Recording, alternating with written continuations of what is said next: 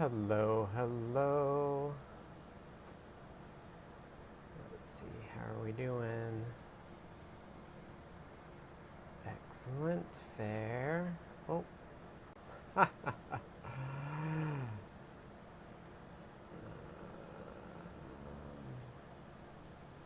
Looks like YouTube is going. Restream is going. Can you hear me? I feel like I'm blowing the dust off all this streaming stuff. Let me pause it here. Very loud static noise. There is a fan going, which I can turn off.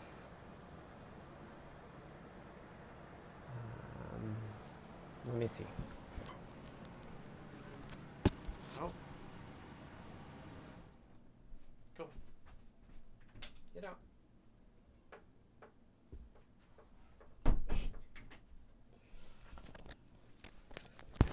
Kicked the cat out. You can hear. Thank you, Michael. Is that better, Unexpected Maker?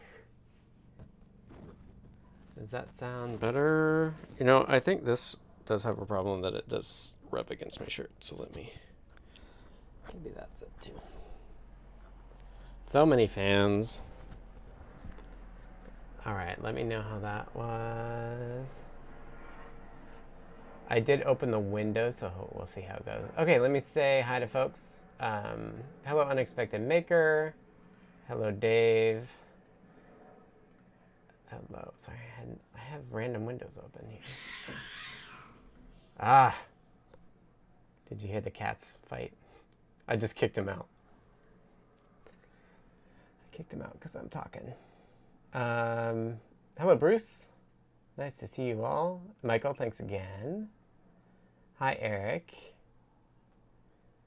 Bruce says it's a bit smoky up here north of Vancouver. Cat cam. I tried to get cat cams usually here. And it's not working. So I'm going to have to get a new cat cam. I have a C922 and it's just like, it wasn't showing up. I tried. And then also the cats aren't in here. They're fighting out in the hallway, apparently. Yeah. I know Vin doesn't like to be in here, so I was kind of surprised that Spook left too. We could see, but yeah, the cat cam wasn't running. I don't know why. I was having trouble with it ages ago too. So let me say hi to folks in the Discord server. Hello, C. Grover. Welcome back. Thank you. Hi, Deshipu. Hey, David. Hi, Paul. Hi, Beata. Hi, Hams Labs. Hi, Yanni. And Skur. And Foamy Guy. Oh, thank you to Foamy Guy, who has been keeping deep dives going. I really, really appreciate it. And I chatted with him earlier this week and was like, hey, how would you feel about me doing deep dives again? And he was like, I'm going to keep streaming on Saturdays and I'm happy to fill in for you. So he'll be here when I'm unable to make it. And thanks again, Foamy Guy, for doing that. Sorry, Dave. Sorry about the cats. Yeah, I don't know why. I don't know. Like, Spook's usually in the cat cam, and I'll have to. If anybody has recommendations for like cheaper webcams I could use as a new cat cam, let me know. Because this C922 like shows up, but it wasn't, like, OBS wasn't seeing it, and I tried to use Camoso, which is like a KDE camera app, and it just crashed. So I wasn't able to confirm that it was actually like working in any particular way. Hello, Tim. Nice to be back. A month in Prague for me and to have me back. Thank you. And hello, Snaky Maker Cat.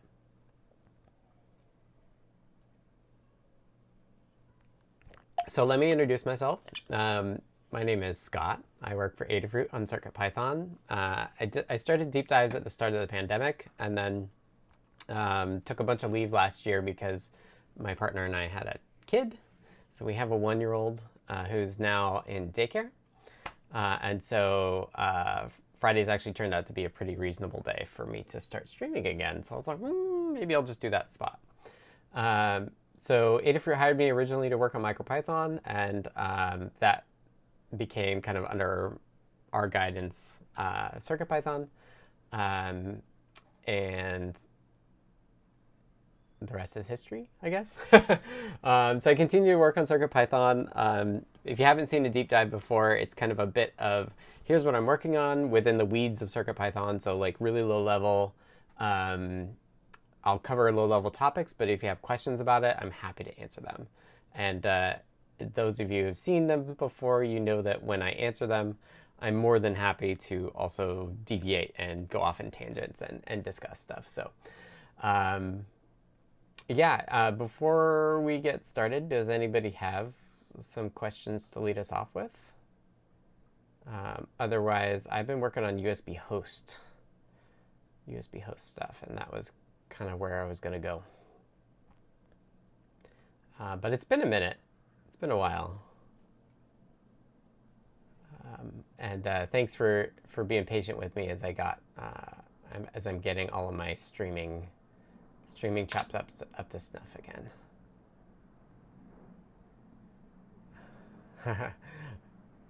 Marcio says USB host subject that few discuss. Yes, it is.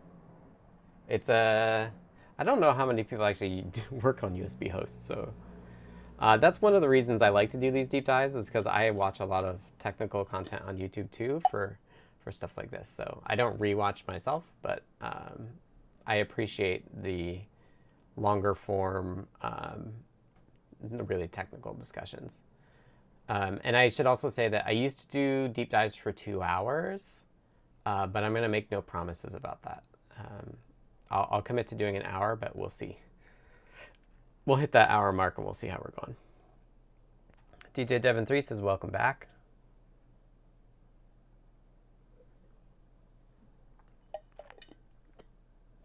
Taya says, new cam, surely you've got a Pi 02W kicking around. And couldn't help but buy the new V3 camera module.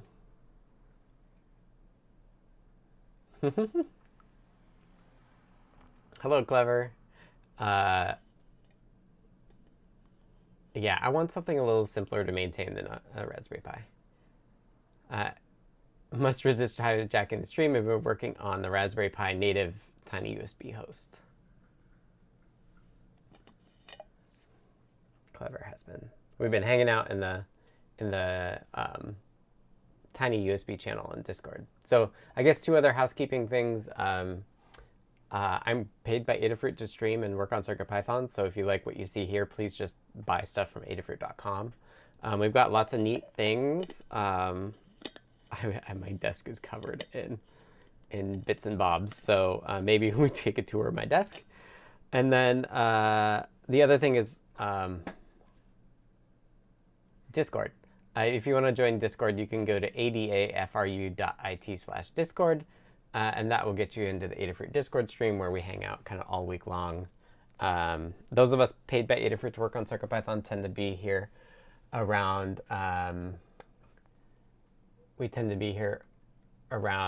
during the US work week. I try to take the weekends off. Beata says, is that doing autofocus in user space? That's for the Raspberry Pi cam, I think, and I don't know. So one thing that I have on my desk is, this is the 10 by 10 swirly grid. Swirly grid is a thing that I kind of been thinking about a lot, and then Jeff augmented and made really cool. This is the 5 by 10, and you can see that I've got a prototype feather with standoffs attached to it. And the thing that I was thinking about is one of the cool things that has happened in CircuitPython since I was streaming, I think the last time I did was like August of last year. One of the cool things that happened is SynthIO got a lot of love from Jeff. And I was thinking a lot about making a way to make a modular audio synthesizer that was really just host or like controls that feed back into SynthIO and CircuitPython. And one of the things about that is like you need something to hold modules on. And so I was thinking, I thought a lot about this. And then most of the stemma stuff is on a 0.1 inch grid. But unfortunately, a 0.1 inch grid is not really possible to make with 0.1 inch holes. So what happens here is that there are a bunch of slots that give you not infinite options, but a lot of options on where you can put things that are not on the 0.2 inch grid structure. So, and then JLC PCB does aluminum PCBs, so these are actually done through their PCB service. So I ordered the 5x10's the original one, and then this is a 2x10, and I have it on iFocus, not product focus. And then I also got a 5x5. And so this is generated by KiCad. I wrote a generator script. Thanks for the first question, Unexpected Maker. They say, I know it's not CircuitPython related, but did you get any time over the last year to continue on any of your hardware projects? I did. One of my hardware stuff kind of tends to be my hobby time, kind of more so than that. So swirly grids was one of those where I was like, I'm just gonna take a day and see how far I can get, and it turned out really well. Where like we just ordered these and they looked really good. Didn't quite understand the silk screen by 0.1 increments. Yeah, so the silk screen here is this is a repeating pattern that repeats every 0.6 inches. So the lines there mark kind of like the cells of the pattern. And I just realized after I got these ones that my X and Y are backwards. In the script, they're known as row and column. And so it's backwards, and it drives me a little bonkers. There really should be X, Y, but you can see like the top row is all starts with a 0, which if it was, it should be flipped. So I might fix the script at some point to do that. Yeah, so hardware related, one of the things I did manage to do, and I don't have it on my desk. One thing is that like the JLC PCB assembly service is really cool. So what I was playing around with is I've been thinking about having coprocessors for CircuitPython, and it was originally thought of as like having an FPGA that you could load over I2C, and it would be off on its own doing whatever you programmed it to do. But I realized what I could do for a lot cheaper is actually just put a microcontroller off on its own. And I know I have them right behind me, but I am currently strapped in. Hold on. Let me get them. They're on my desk behind me here.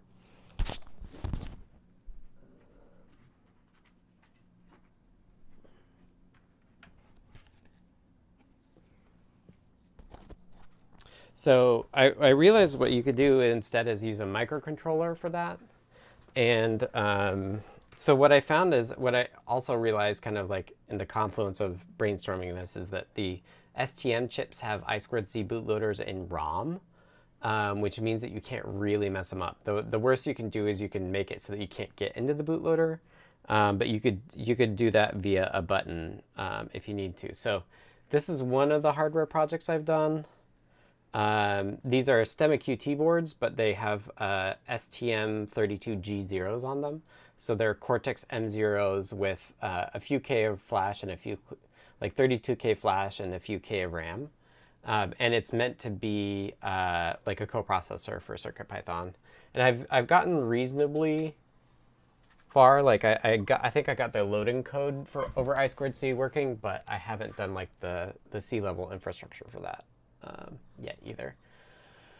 So yeah, that was one thing I did. And then I don't know if I talked about this, but my watch is running CircuitPython, and that's my sister's name. Let me let you read my email. So this is it's the watch is carried in the Adafruit shop, and it's the one that the Esprino folks came out with. So it's a NRF 52840 in the watch, and I have CircuitPython running in it, and it's actually my daily watch that I use. So it's not really a hardware project, but is like in that vein of like not really paid for by, or not really Adafruit work. So there's that as well.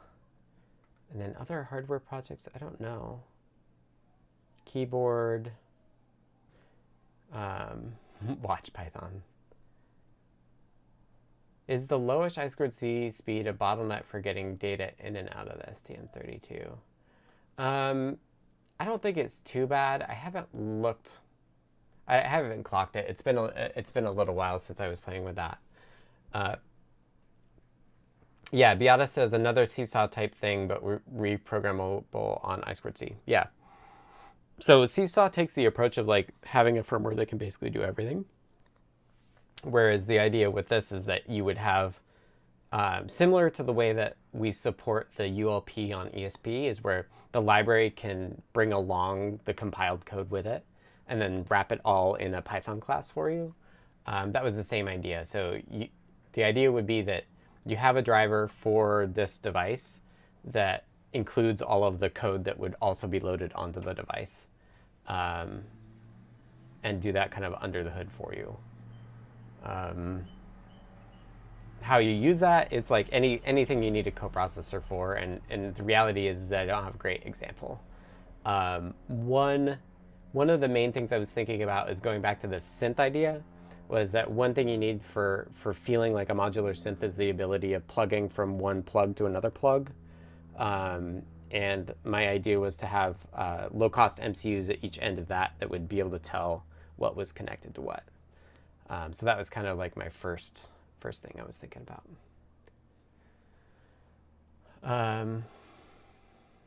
And David, I didn't miss your questions. I saw your questions about USB host. I appreciate that. Oh, DJ Devin also talked about PySigrok. Yeah, so that's not a hardware project, but I did do some work on getting, re-implementing Sigrok in Python, so that it was much easier to extend.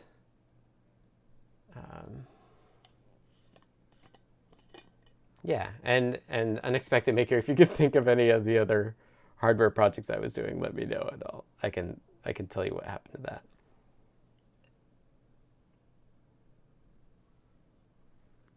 Modular synth CAN bus. Well, the idea in my mind was that like behind the modules would be just I2C, and then the like connect one thing to another thing would be more specific.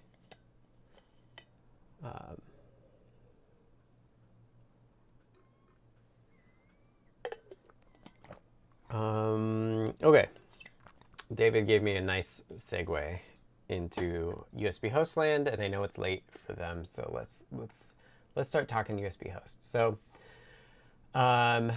David says, what hardware will be supported by USB host? I have at home 3 Feather RP2040 USB hosts, which I should show. And let me actually go into product showcase mode. Yeah, you have small kids too, so here's a USB host Feather. So it's got a USB-A plug on there, and then I have it just on a screen. So that will be supported, and then one Teensy 4.1. Teensy 4.1 is also supported by USB hosts, and then the last one is the ESP32 S3 USB OTG.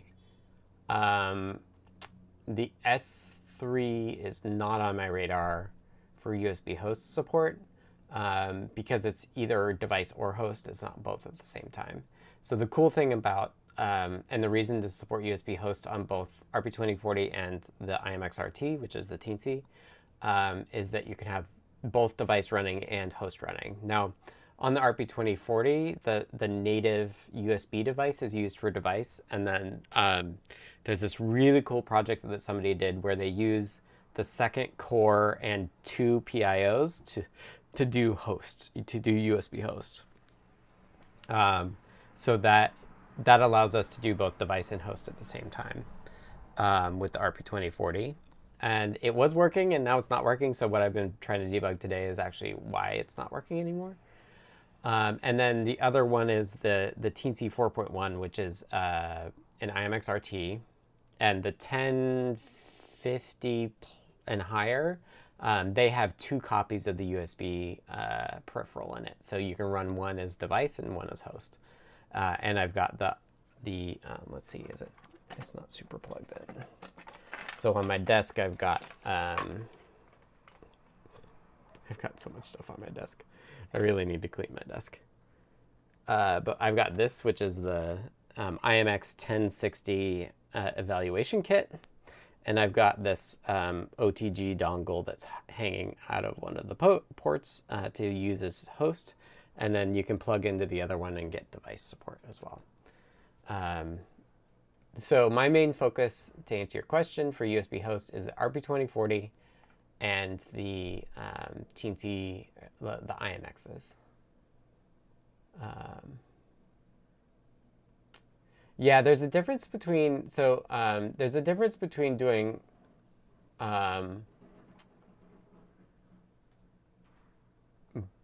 both at the same time and not. Sorry. I'm pretty sure I have this. I know the board you're talking about, and I usually use it for the S3 work I'm doing, but I'm pretty sure there's a switch to tell it which. Let's go to desktop. Pretty sure there's a switch on here that you have to set for whether you're doing host or not. Oh, it's not going to show me there.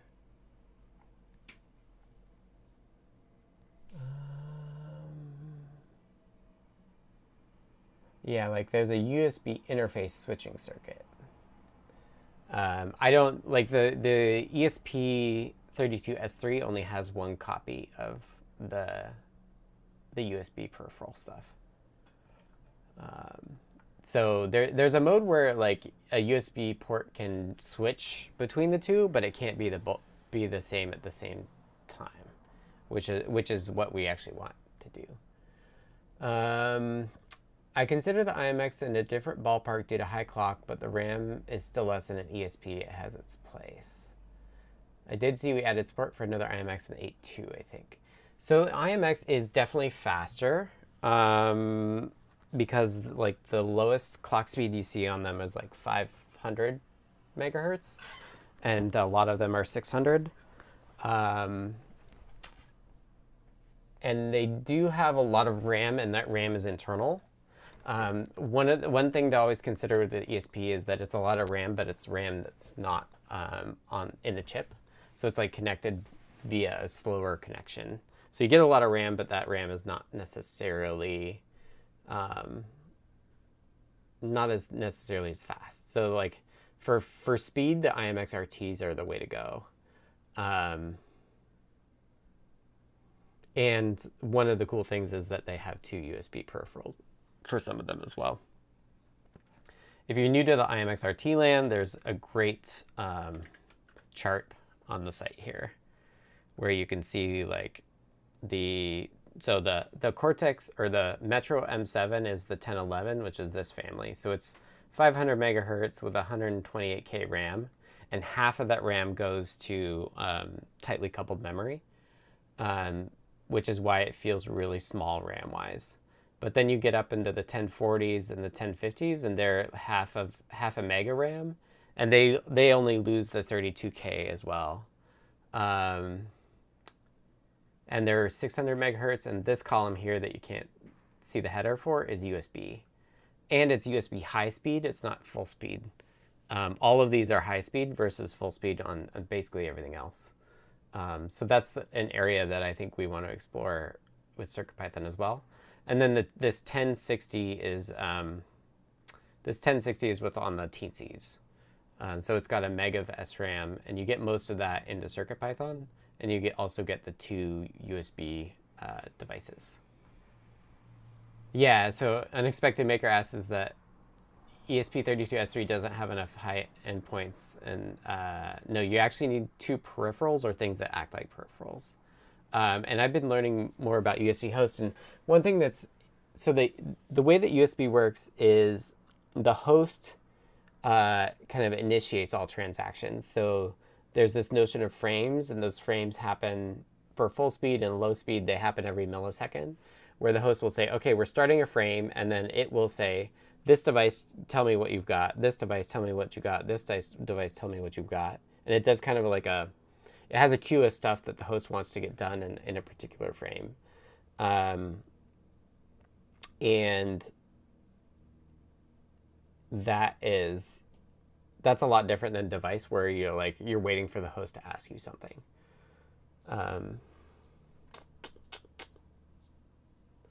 DJ Devon 3 says ESP has external QSPI, but IMX must use internal QSPI. So for RAM, yeah, ESP can use either quad or octal RAM, but IMX, its RAM is actually like connected on the regular bus that is like 32 or 64 bits wide. There are, if you look in this chart here, this like 1064 is something that has 4 megabytes flash, and that is flash that's internal. So a similarity is that both the IMX RT and the ESP S3, they use external flash. So there's caching that happens to prevent you from running really slowly off of that. And then also like the IMX RT in particular, and ESP does this too, is like when you start up, you'll copy some critical code into RAM so that you don't need to run it from flash. And that's true for RP2040 as well. Yeah, David said timestamp and writing down the topics covered today. Who's doing that? Yeah, it was David, DCD. He wasn't sure he was going to be able to make it. And I like ran out of time to, like, I had forgotten that I made docs for it. So my plan is I'll just go in and add a few timestamps to kind of like set some markers throughout the video. Sorry. Like, yeah. I'm getting back in the swing of things. So yeah, USB host. So let's start by demoing it. Yeah, we'll do that on the VOD. Yep. Yeah, I can skip through it and add them. So one thing I wanted to do with USB host is that, pause. Got a question from DJ Devon 3. Says, what is a MIPI display and any plans for Adafruit to use that? MIPI, is that what you're seeing here? So you can see it here on the IMX. MIPI and DSI is what I've heard it called as well. MIPI is like a standards body, and then DSI is a standard high speed, I think it's differential bus that goes to displays. Instead of doing a bunch of lines in parallel. So you can see parallel here. We do have MIPI on our radar, but the reality is that we don't really have chips that support it right now. One thing that we're looking at actually, well, that's not true. I think Lamore Lady Ada has been doing MIPI DSI stuff with the Raspberry Pi. So it's pretty common there. It's differential and DDR, dual data rate. In CircuitPython land, so in CircuitPython land, we're not going to be doing DSI anytime soon. I'm not going to rule it out in the long term because we probably will. Unexpected Maker says it's 1.4 megabit, right? Meaning that you're just like not fast enough without dedicated hardware. Yeah. 500 megahertz max, so 2 gigabits of bandwidth. Yeah, so it really it ramps up the clock rate so that to get bits across on fewer data lines. So that will come. I mean, part of the reason it'll probably come is that like it's really common in like Android land for displays and stuff. So, you know, like a lot of what we do at Adafruit is take common hardware components and make them more accessible. The thing that we're looking at more immediately is parallel support, which we actually already support on the ESPs. But parallel is like, you'll see those 40-pin displays that you can get, and the Raspberry Pis do this as well, I think. These 40-pin displays that have literally like 24 pins of color plus a bunch of control signals. Like that's something we're looking at nearer term than MIPI DSI. I found a chip that's used on the eval board for the STM32 MP1 that does 40-pin to HDMI conversion, which is pretty neat. And that chip actually takes in I2S as well. So you get both like display and audio, which would be very cool. But yeah, CP12 maybe. That's not like the next 3 years, 4 years. That's about right, I think. We're just trying to turn the corner into working on CP9.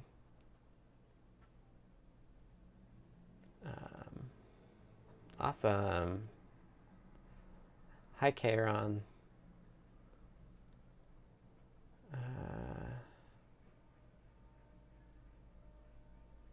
The window a little bit down. Okay. A LinkedIn user. I didn't even realize we streamed to LinkedIn.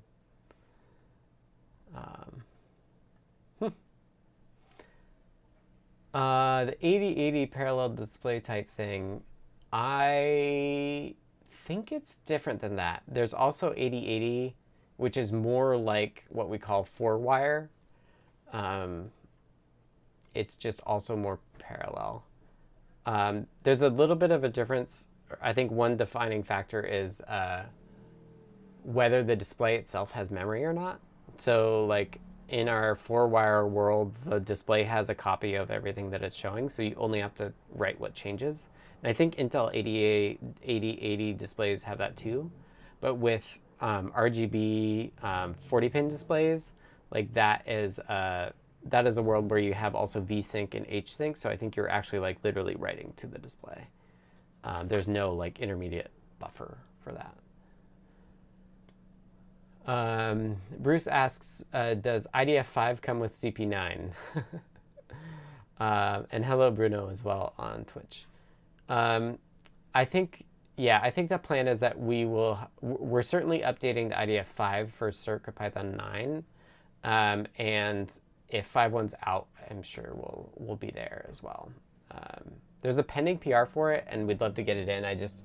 I'll do it at some point, and we would merge it now if it was ready, but microdev is kind of like off and on available in their schedule, so we'll get IDF in. We'll get IDF in upgraded at some point in 9.0.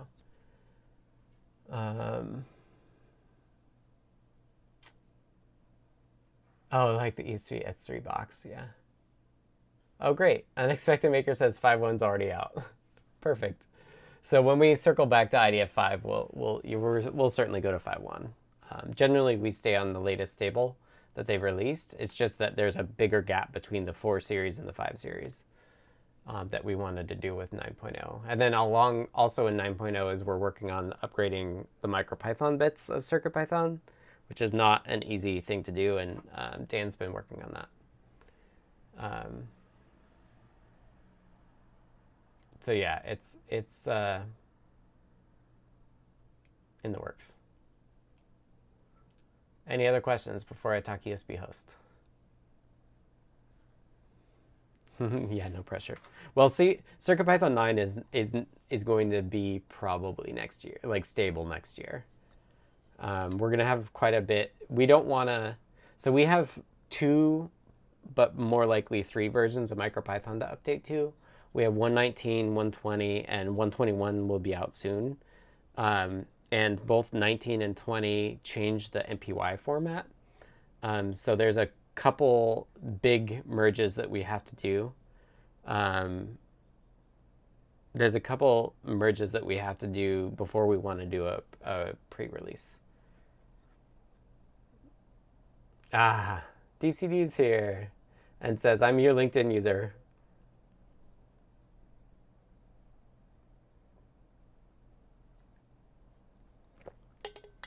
Awesome. Okay, yeah, I'll try to keep the windows away from the very top.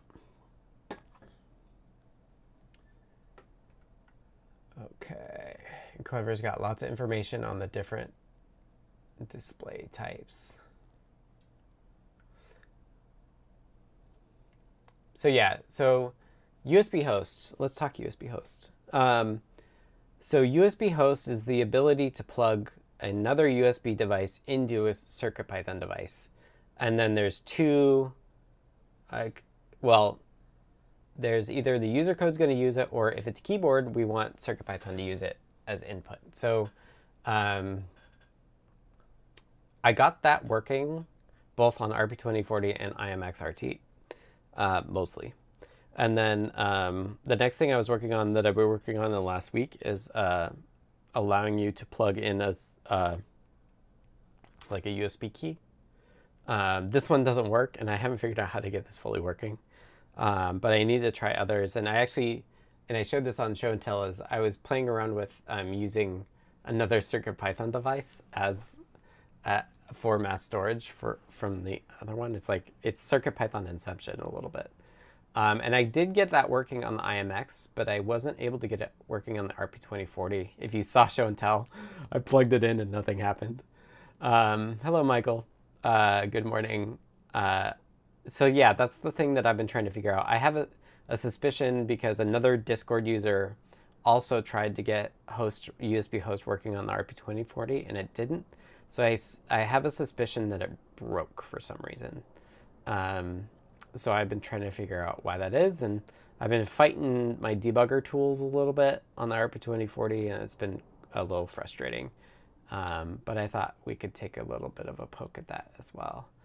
But yeah, so there's two ways that we imagine USB host being helpful.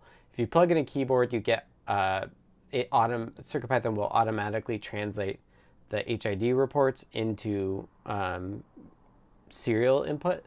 So you could just use input in your user code, but you could also like Control-C, Control-D, and potentially edit CircuitPython code all self-contained.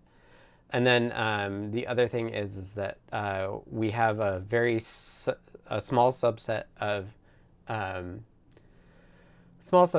the PyUSB library implemented in CircuitPython, and you can use that to write Python code that uses a USB device and does whatever. So for the mass storage, for example, it would read and write blocks, and then the file system on top of that would, like the VFS stuff, similar to an SD card, would make it available to you, above the file system. Okay, DJ Devon3 has some host questions. My thought was something like a Feather RP2040 would require hardwiring a second USB port. Doesn't it need two USB ports, one for input, one for output, or is that just an easier way to do it? You do need two ports because you're going to connect two cables. That's what the RP2040 USB host device is for, is that you've got both your USB-A here for plugging something in, and then this Type-C for plugging into your computer. The other option, and this is harder to show because it's a bunch of wires, but maybe I'll try to show this off, is you can also, so this is a Feather RP2040 regular, which has the debug port on it. And I just realized I don't need to be using this because the debug port's been giving me so much trouble.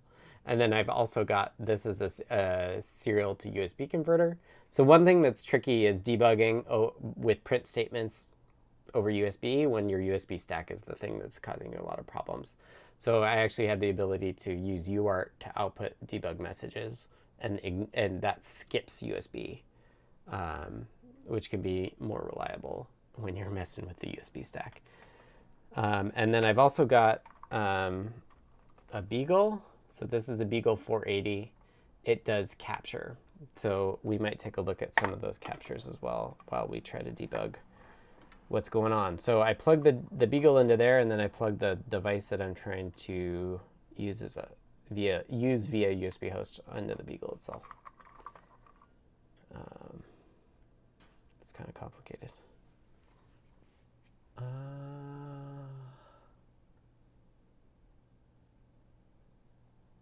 I had the idea of a keyboard plus screen CircuitPython device that uses a terminal to work on a USB device that you want to configure.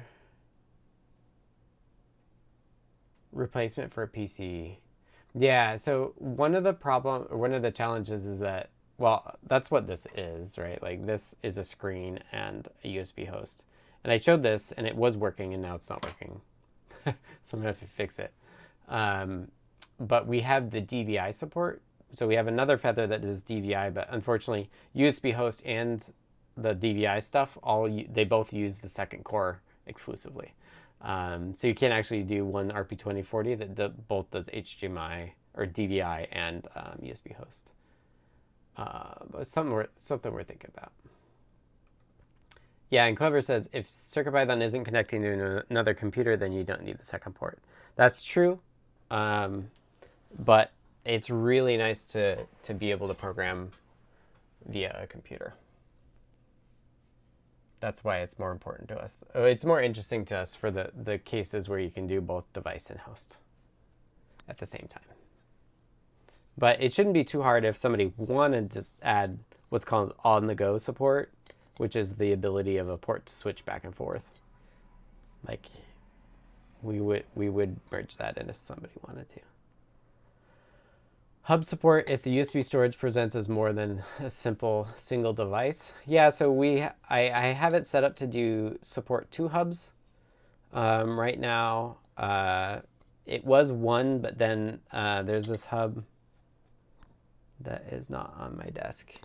But the Adafruit sells, and it's a 7-port hub, and 7-port hubs happen to be 2 hubs, one connected to the other. So yeah. And I don't think it's composite support either. I'm not sure. I was looking at it. Like I was doing Linux traces and comparing it to R traces, and I'm not sure. First I gotta get CircuitPython mass storage working with RP2040.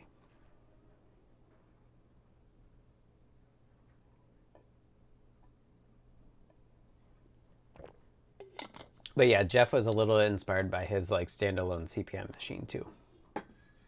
It's something I wanted for a long time, and Clever, who's in the chat, is the person that I've been trying to convince to add tiny USB host support for the host controller in the Pi 400, so that we can use the Pi 400 as a standalone.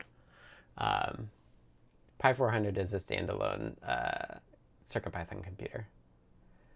Hi Quinman16, thanks for dropping by. It's going pretty well. I'm happy to be streaming again.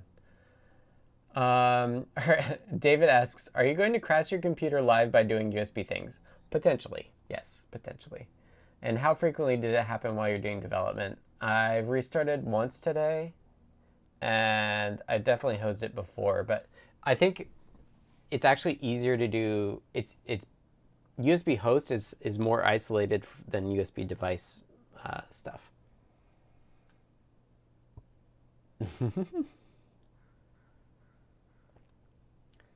Let's see CircuitPython crash with that. A 20 petabyte USB drive. Yeah, we'll just be like, nah, that's not fat. That's not a fat file system. I mean, it crashes now with different devices. Okay, so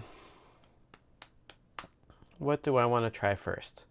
So if I plug in this, and I didn't get my hover cam working, so I'm gonna have to use this, but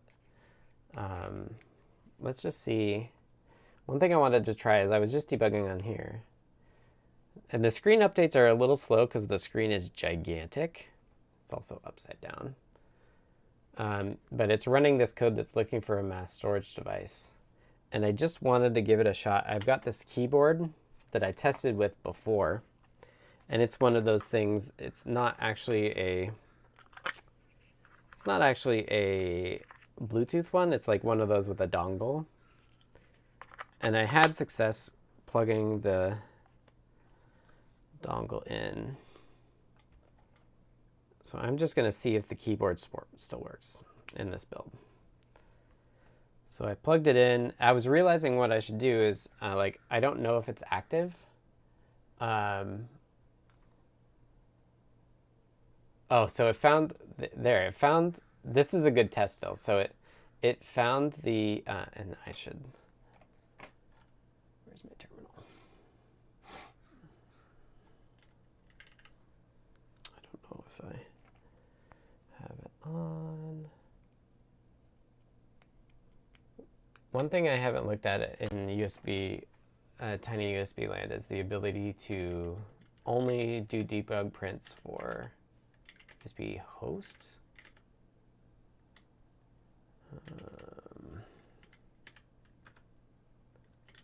So if we do this, we'll see that it did find the device, but it said like, oh, I didn't find a mass storage device. So that's a good check to know that it is indeed finding it. Now if I do Control C, so this is all working. So I'm typing from my, I have to watch my hands because it's QWERTY. So that's good to know that that works. So I can, so that all works, which is cool. Yeah, cursor support we don't have yet either. Anyway, so that's the first thing that we got working is the ability to do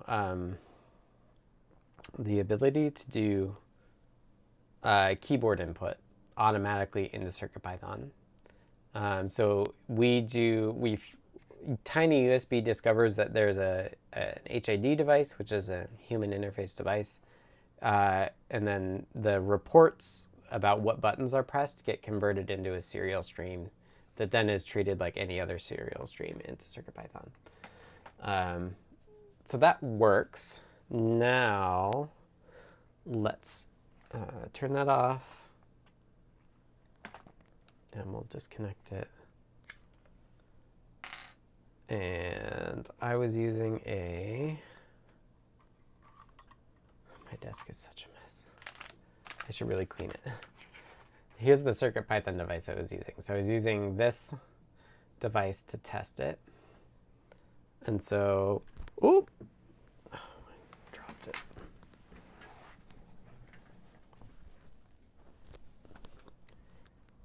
So I will plug it in. And you'll see it should blink. Oh, come on.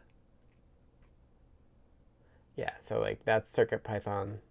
So that is the USB keyboard workflow. That's the start of it. I still think we want to think about what an editor situation looks like.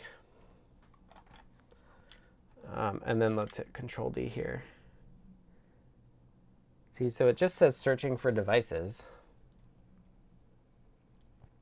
But whereas like it enumerated that other dongle just fine, it's not able to find this device at all, which is a problem.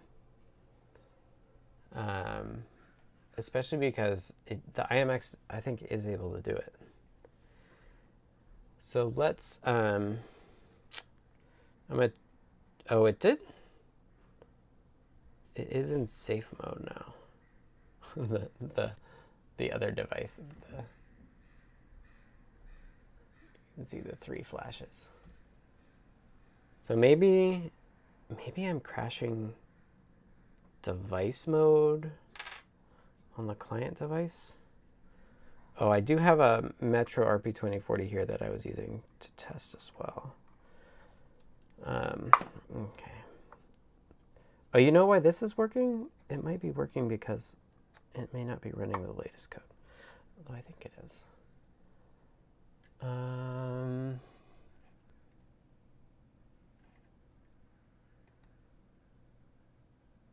Hex streams are a foreign language within a foreign language. One thing that can be really helpful for hex streams is having a protocol decoder. I showed the Kaitai struct stuff before, and that can be really helpful. Okay, so I've also got the Beagle software here. I'm just going to clear the capture. We'll do a new capture. So I've got to select the device. And I'm going to plug it now into the Beagle.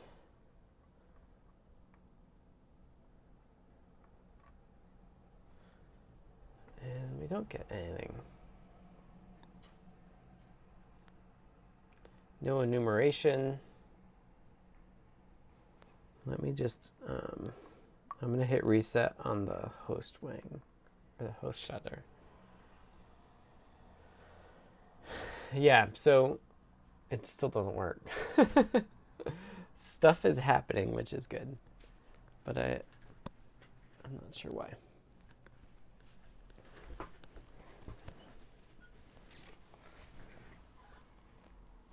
So we're getting setup packets.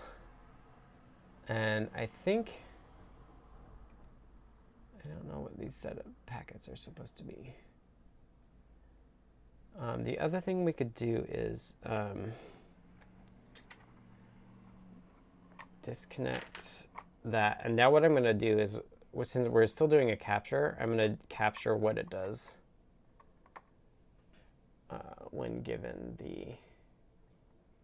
see, it didn't do anything. So host tried to query the device descriptor and it didn't get an answer. If you power the LiPo, then you can connect the Feather USB host to itself. You could. Get the device descriptor first 8 bytes. Yeah, well, this is interesting too. So I just plugged the other thing in and there's nothing happening. So I think it's possible that we're crashing the USB host side of things. So here's what it looks like when it works. And if I type in, we'll see.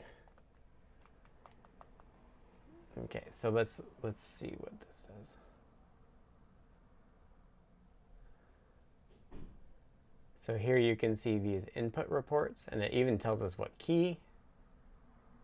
And then those input reports are what CircuitPython is then converting into a serial stream. So this get device descriptor is what, and it looks the same except for the fact that there's getting no response back with the other device, with CircuitPython device. Setup data, and then it just tries setup of data again. Oh, that got an ACK packet.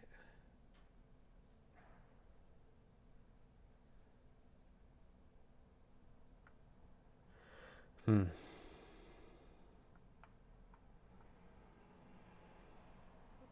this get device descriptor and in setup data ACK and then in data ACK. I have a feeling that what's happening is that this was my working theory, is that the second core is crashing. The second core is crashing. And if the second core that's running all the USB host stuff crashes, you're basically like your host stuff doesn't work anymore.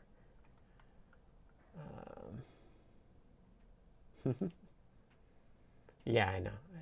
I know the setup packet can be decoded. If it was working better. One of my complaints about the packet analysis in Beagle is that if a packet is only partially complete, it doesn't like decode it higher level.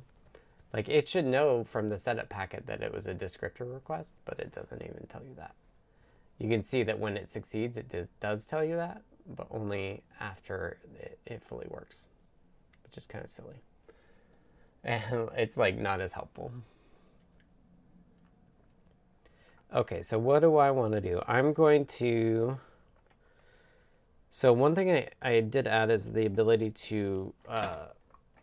so I can log to the console. I would do maybe my debugger, but it's not happy with me. So I'm going to attach a serial converter alongside this. And I'm going to do debug prints, but only over UART. So let's go to this more complicated screen. So this is the UART output.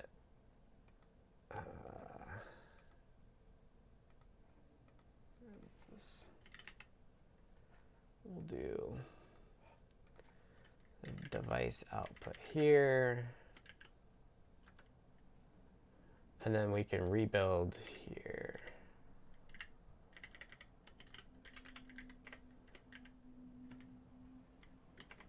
And we'll just use the USB host. And before I compile it, I want to go into ports, Raspberry Pi, USB host, and comment this out. Hi, Aircrack NG. Thanks for stopping by. We're hacking some USB host stuff. What software hardware are you using for that capture? I'm using a Beagle USB 480 and their corresponding data center. Just a terrible name. Data center application. So it's a Beagle 480.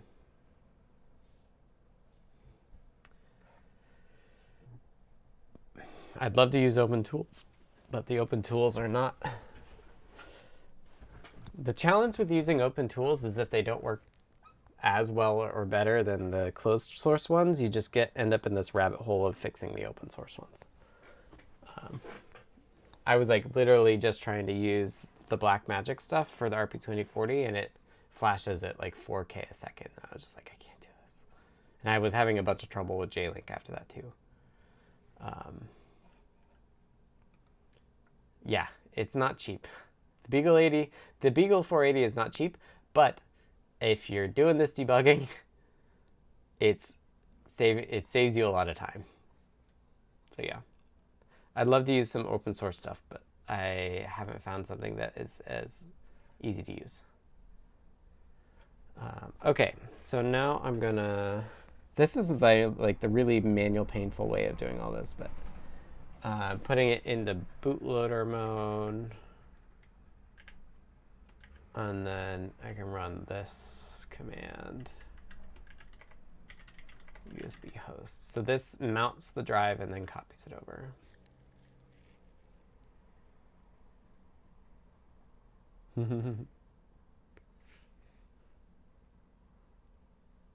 Yeah, I ordered a Luna Now Syntheon thing, and it still does not exist. Like I don't have one. I don't have one, and the tooling is like they restarted making all the tooling. Like it was in Python and now it's in Rust. So it's just like I don't know. I'm very torn. Like I got an orb trace, which I'm still very excited about for tracing. Actually, I should talk about that. I hacked.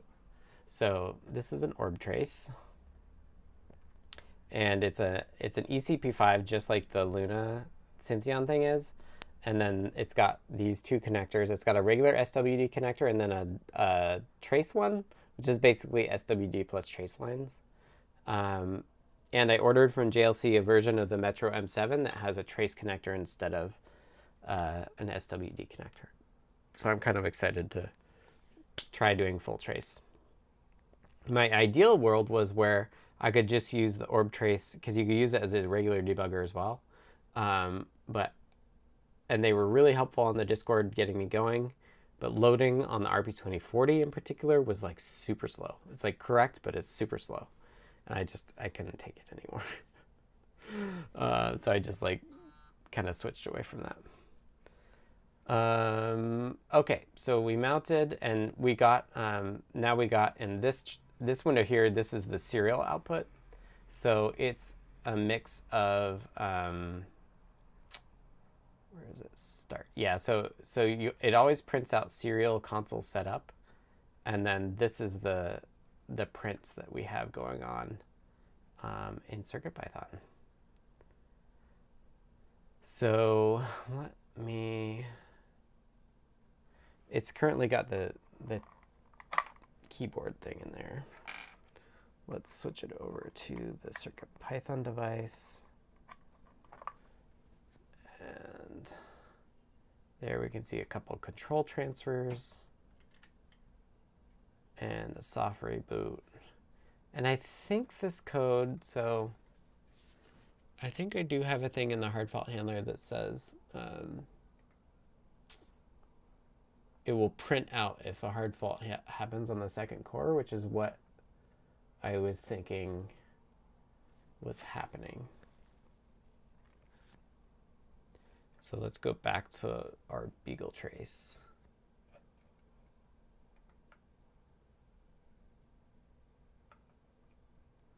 Yeah, I'd love open source tools, but somebody's got to pay for them to be good, and that group of people is also the people that's willing to just pay for closed source tools. Okay, so let's redo it and get nothing. Nothing there. Let's just hit reset and see what happens.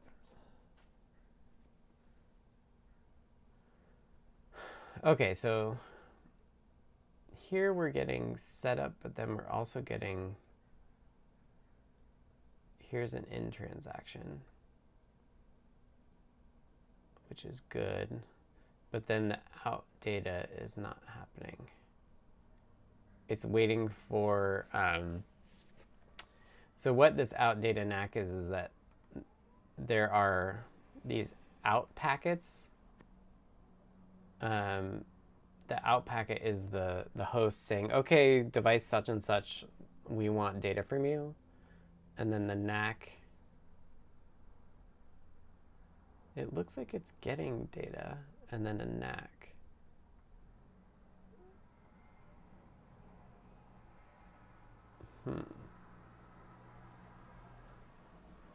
So I think the knack would then, well, out is going from the host to the device. So the knack is from the CircuitPython device.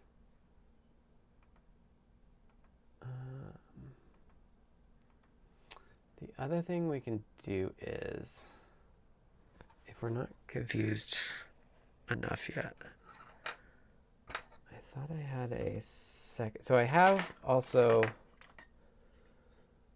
this, it's a prototype RP2040 feather, and I could use this instead, because I think this has firmware that is set up to spit out the device side of things. Act phase of the control and the knack is the device rejecting it. Yes, the orb trace mini is what I was referring to. Thanks, DCD. That feels like an issue with the USB device. Yeah, so let's see what the USB device is saying. So let me look down on my desk again and find. I could have sworn I had a second serial to USB converter around here somewhere.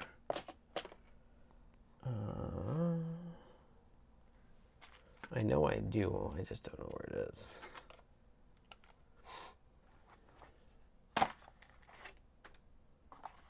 Where did I put it? Here's a prototype of the swirly grid that I did. Well, pre-swirly grid.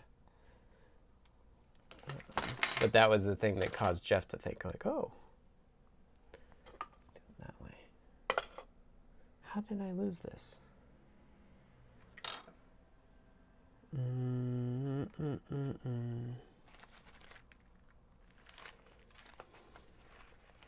probably thought I was cleaning my desk and I ended up throwing myself off. Well, here's the USB cable.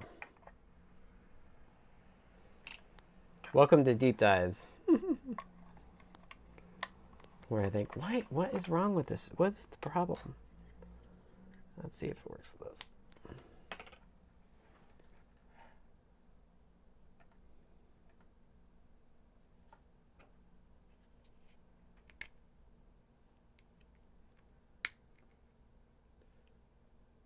Corrupted packet.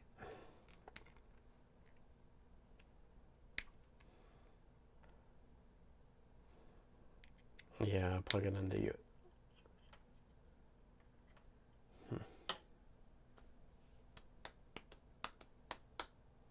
Where did my other serial converter go?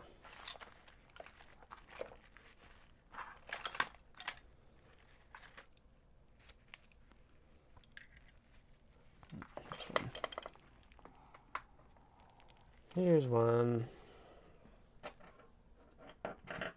Just look where I keep them. Okay.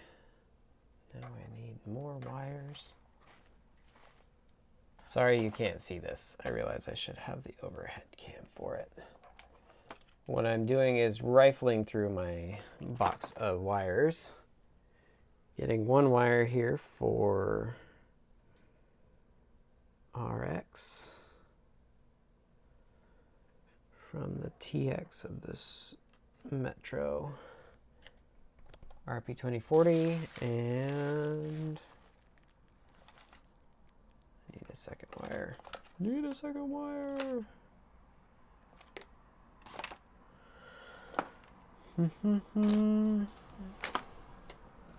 I have like this bin of wires, and they never are the wires that I need. I don't know how that works.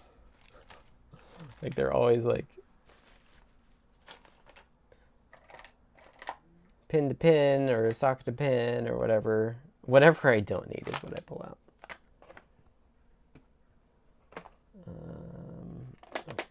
No, that's not what I want either.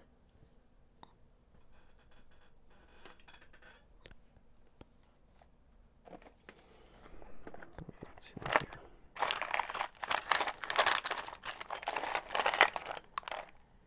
Nope. And this is why I don't like plugging wires in. Never find the wires I need.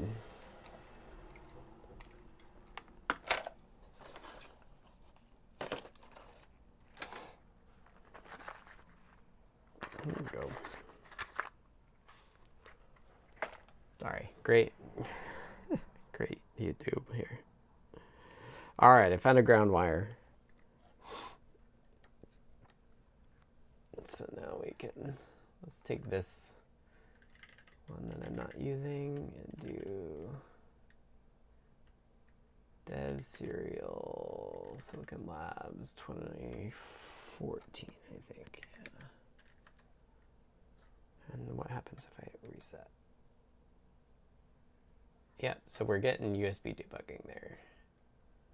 Now let me do reset on the host, which is the two right ones.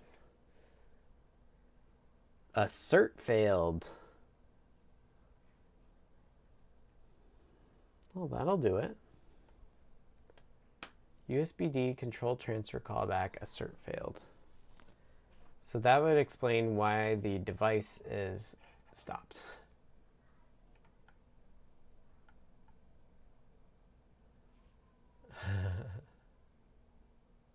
Various lengths of wire. Don't let the frustration win. I do let the frustration win, just not immediately. I went for a walk right before I started streaming, so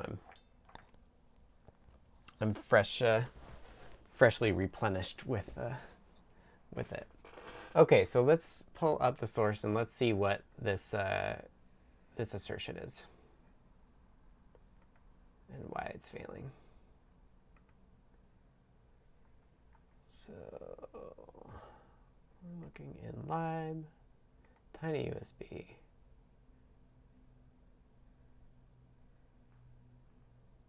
Source device. Actually, it doesn't tell you what file it is. USB-D 173 is my. This is my guess for the file. No, that's not right. Fresh tank of anti-frustration. Yes, for sure. All right, let's see where we can find this. Source device 302.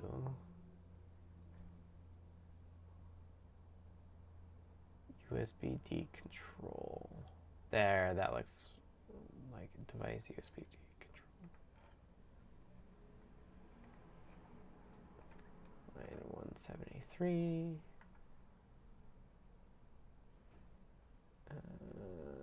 Transferred bytes is 0.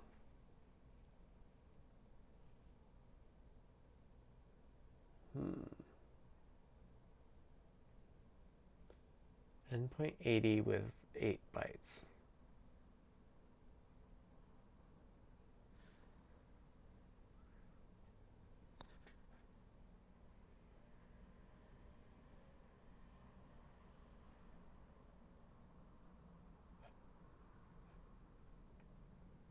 Status stage.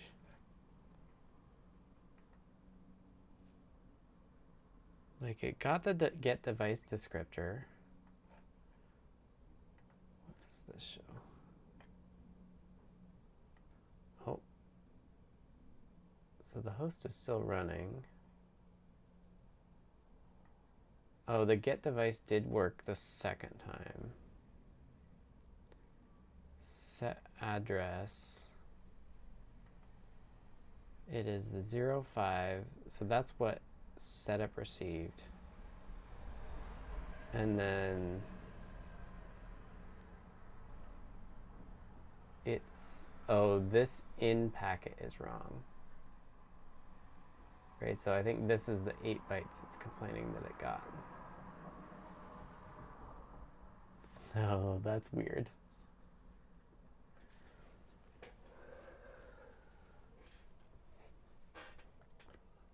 So for some reason, I think we're probably getting ahead of ourselves, right? Whereas like this bit of stuff looks a little similar to what this setup packet is.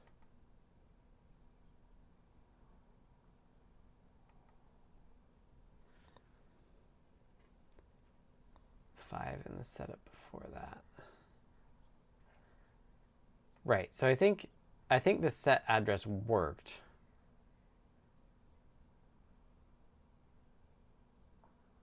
But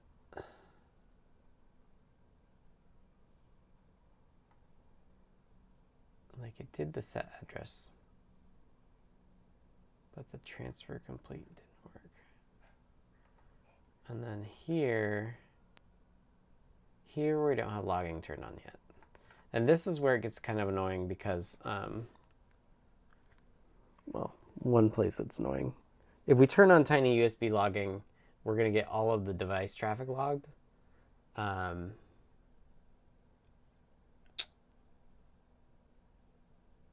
Which we have device active on the USB host thing right now. 5 is set address, 6 is get descriptor. Yeah, so in this case, it looks like the set address worked. The get descriptor worked, and then the set address worked on the device side, but not with the confirmation back from the host.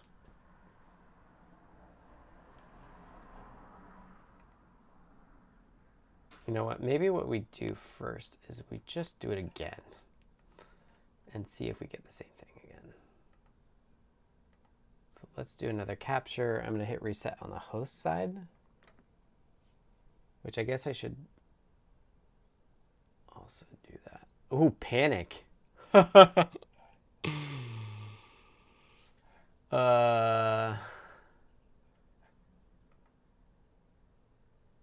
So this is warning, starting new transformer on already active endpoint 0 in.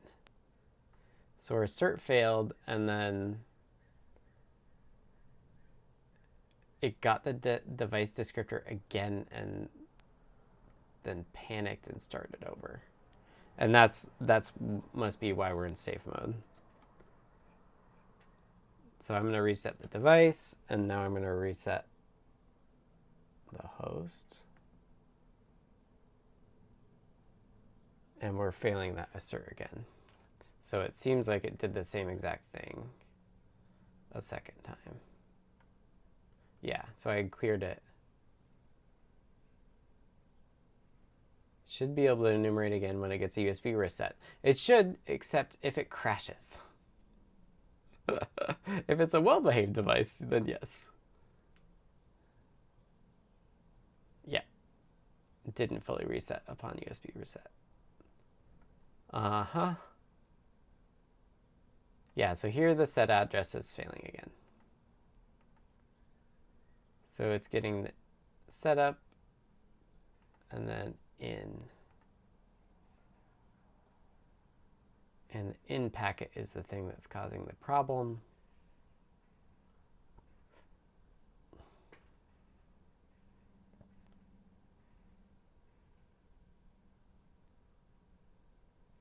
It's funny because I'm pretty sure this does work with. I'm pretty sure it does work with IMX.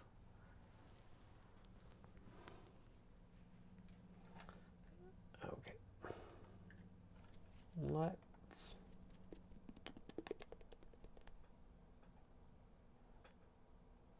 on the host side.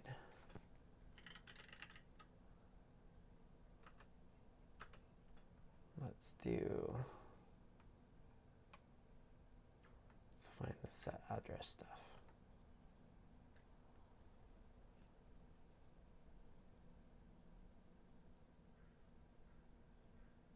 The 0 byte out. Yeah, maybe there's a bug in the PIO stuff that, I mean, the challenge with switching to Linux and diffing the enumeration is that it will do high speed, and this is not high speed, this is full speed. So it doesn't look quite the same.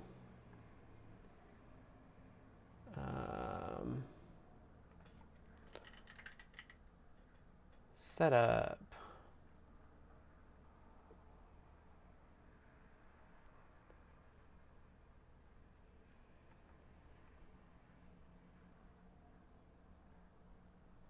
Control buffer.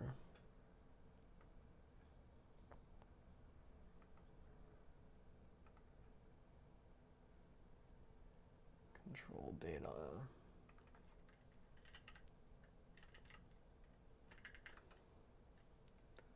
So I can selectively turn on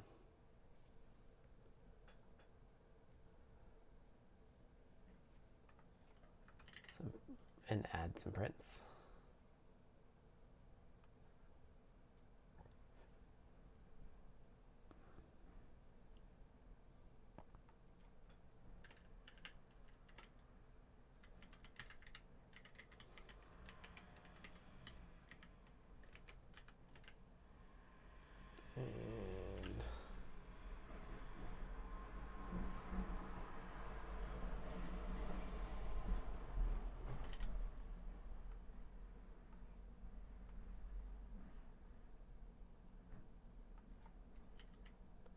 I wonder if this could be a cross-core synchronization issue.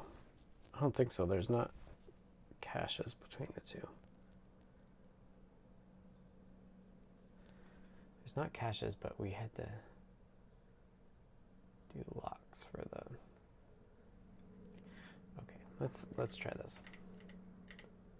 So this should just give us a little bit more on the host side, more info on the host side for what's going on for setup. Yeah, junk hubs, that's a good idea.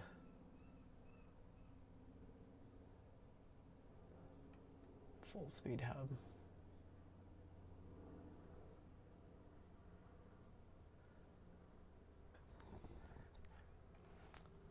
Okay, now copy it over.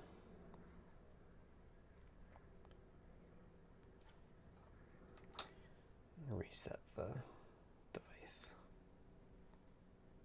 I'm glad I had that was the thing, is like I was trying to get the mass storage, like my thumb drive, working, and I was like, oh, this is so frustrating. I'm like, wait, I could switch to CircuitPython, and then I could actually have it give me all the debug info, which is a good call. Okay, so what do we have going on here?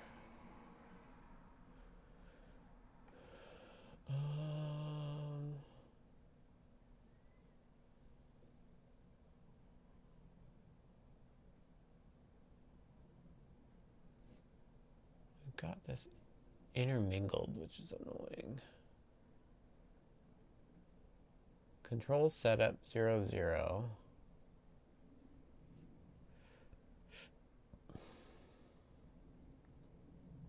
And then the control data, which looks like it's empty.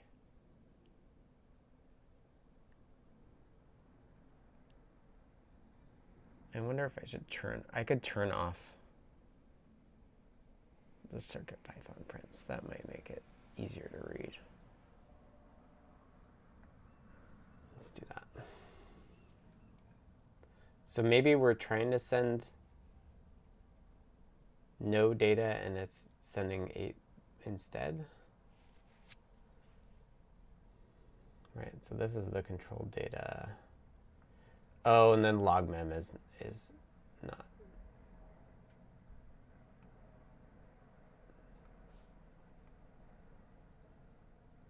Transfer bytes.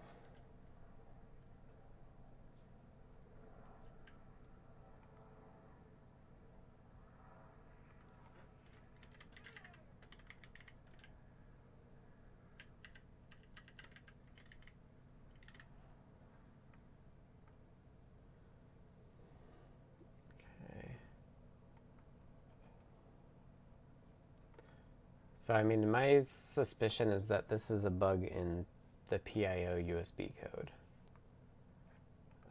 If it's like sending data that it shouldn't, I don't think it's in the tiny USB code, because tiny USB, the same code I think works with IMX. So it's something about the PIO USB stuff that's wrong, is my guess. I'm not gonna go that much longer because this stuff burns me out real fast. Oh, you know, the other thing I was going to do is I was going to turn off console prints of everything else. So the place that happens is in supervisor shared serial. This is where the serial stream out comes out. So it's also what sets up this console UART printf that I'm calling as a debug printer. And then there's read and bytes available and write substring. And I'll just turn it off. I'll just comment all this out, which would make this pane cleaner, and we can see the regular CircuitPython output on the top one still anyway. Okay.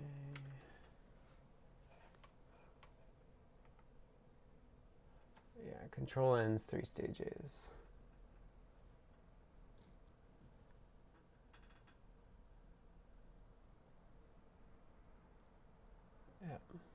Yeah, I believe that the I believe the device is correct because it's like the standard device stack stuff that we've been using for a while. It's the PIO host side that I don't trust to do the right thing. Yeah, so that's where I'm going.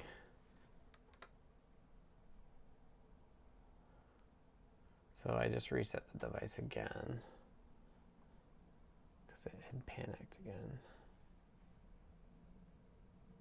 Control data length 8.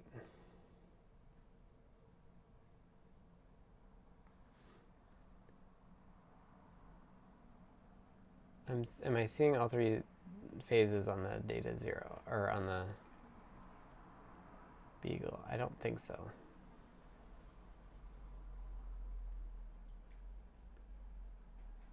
Right, there's the get device descriptor, and here's the address set.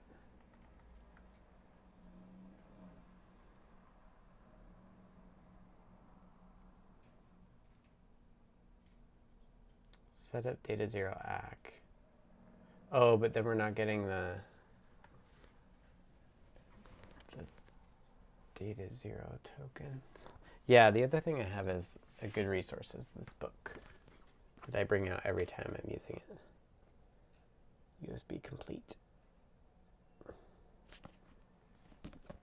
So let's add more logging to on the host side. Oh, sorry, I missed it, Dave. I missed. Dave said that he had to go to bed. Said, great to have you back. Thanks. After that, the device had a panic. Yeah, but I think the device had a panic.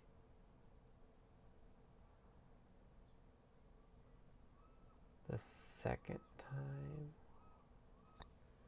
Already active. New transfer on already active on endpoint 1.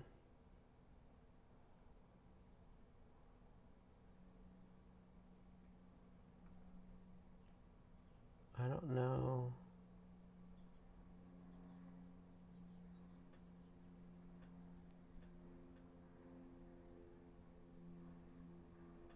It got get device descriptor twice, which is weird.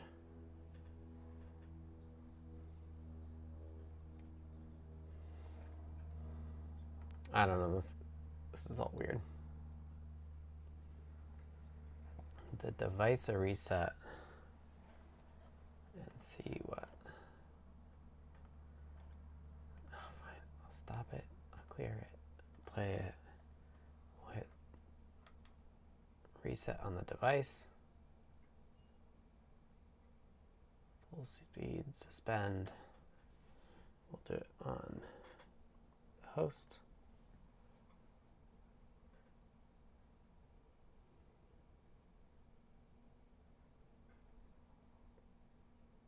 And then it panics.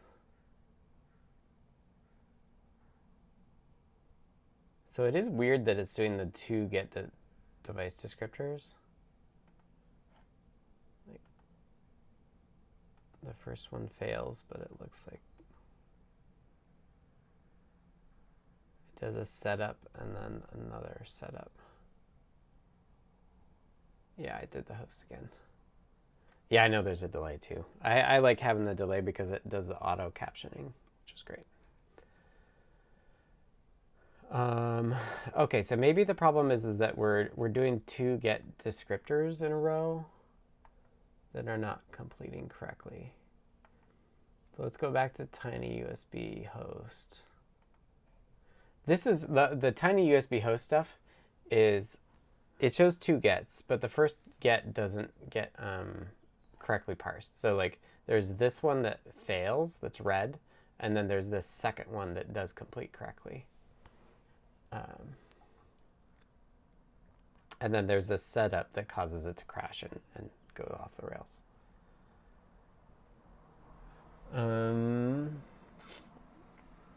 Okay.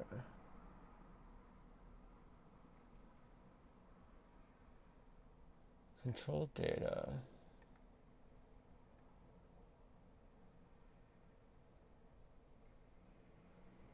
So serial concert Set up.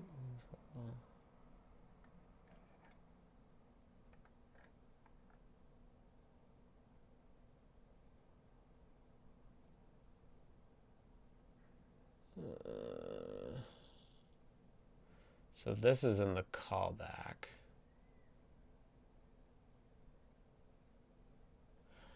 Oh.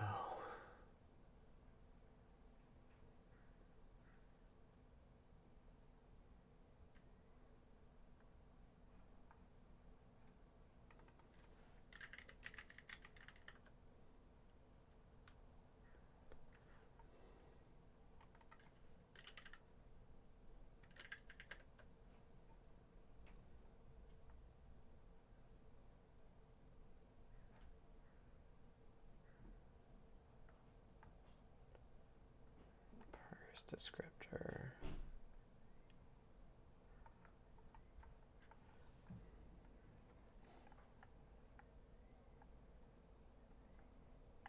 Enum new device.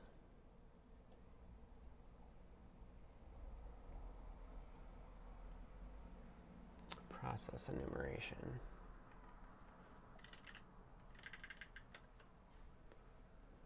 Oh, you know what? That's what I could do. This tu log USPH is right here. And instead, I could do console UR printf. I think that'll give me everything then. Nope.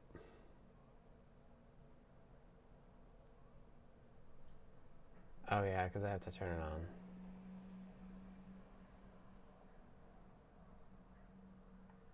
Yeah. So annoying. Never mind. That's too much work.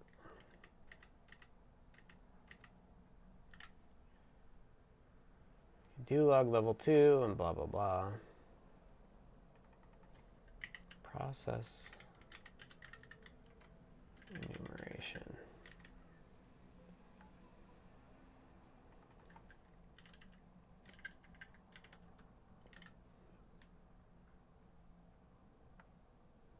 Hub clear reset.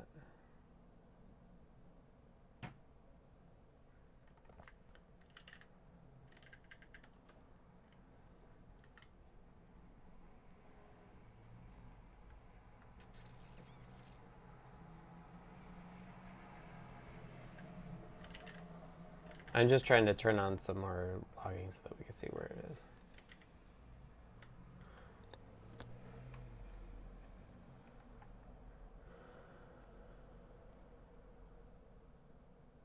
I think what's causing it to be red is that it just doesn't, it's not a complete control transaction.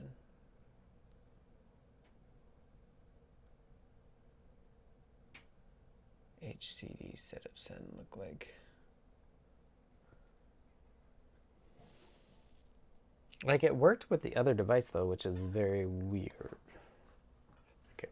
Like the host code works with not CircuitPython. I don't know. How often do I solve these problems on the stream? You know what a good solution to not being able to figure this out? The answer is weekend.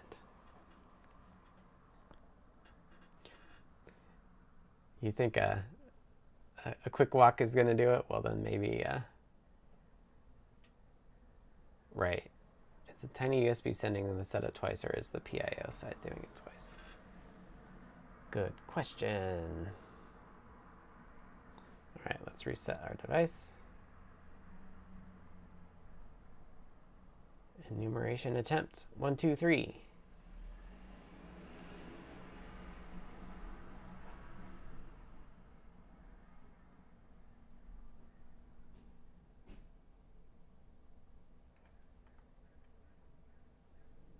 Set address. So here's where it starts.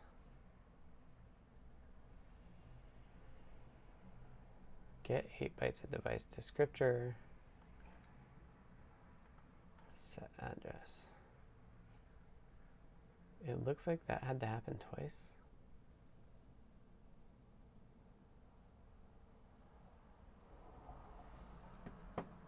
Yeah, you're right. Let's dig a little deeper and go into, actually let's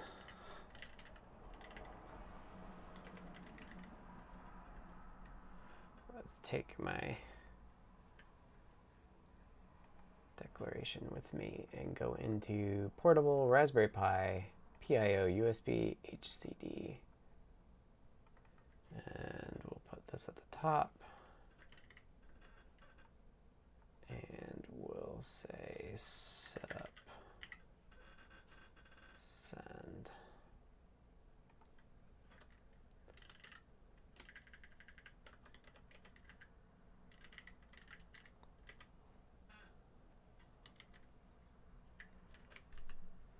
And which byte do we care about most? The second one. The second one will give us an idea of what.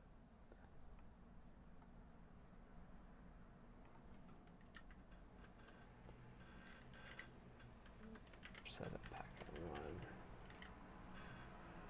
Okay.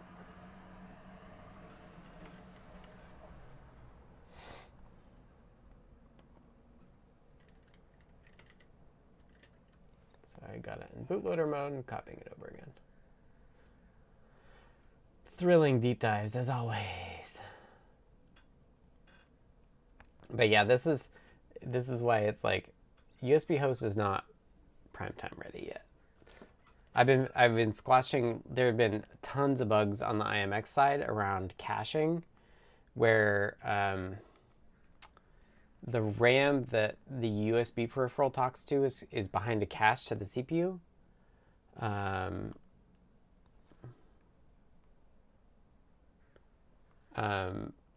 Is really tricky. So you have to invalidate the cache to load RAM again after the USB device is written to something.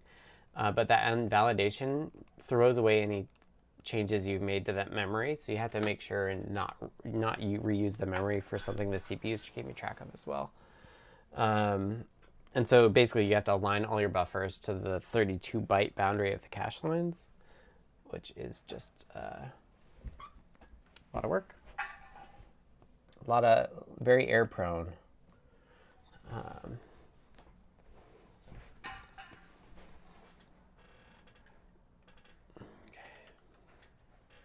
I must have done it too soon.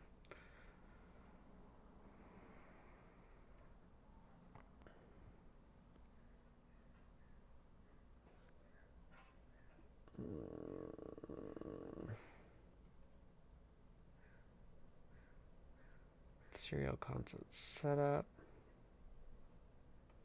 Yeah, so there is 2 setup sends here. 2 setup send 6s.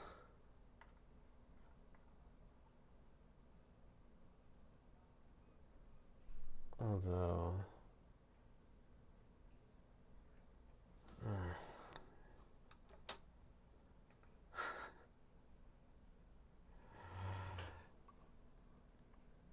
the device panicking is makes it more difficult. Yeah, it panicked again. Setup send 6 here, and then setup send 6 here.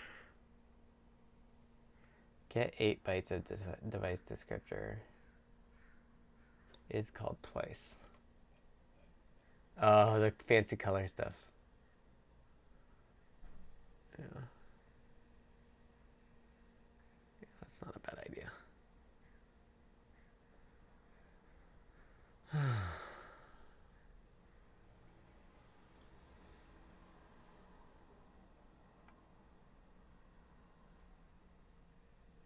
Oh, emojis, yeah.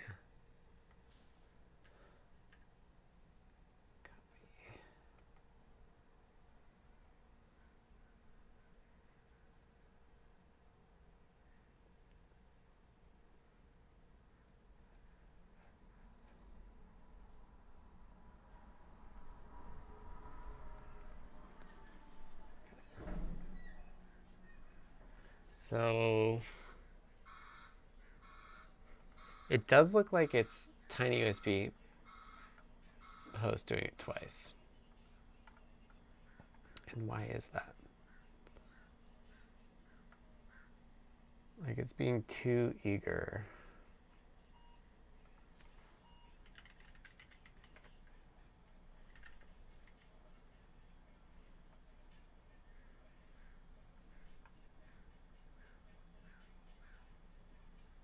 Control transfer, which we do see.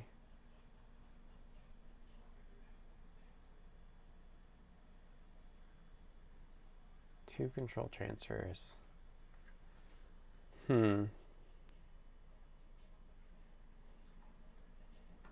Enumeration intent 1.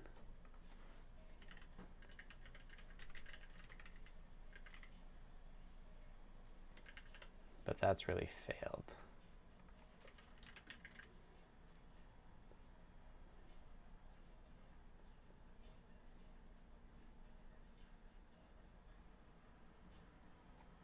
%D.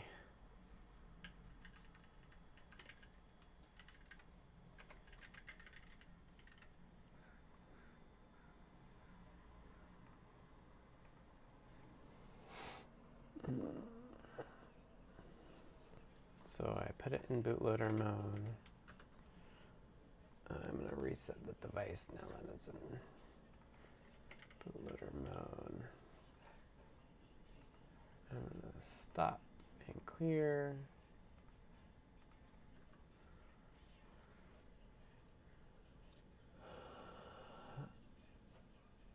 Michael says it's normal for hosts to try to get only 8 bytes of device descriptor first and then reset. Yeah, but it should be able to fully get it, right? Like it shouldn't fail trying to get it. When you call HCD event transfer complete. Right.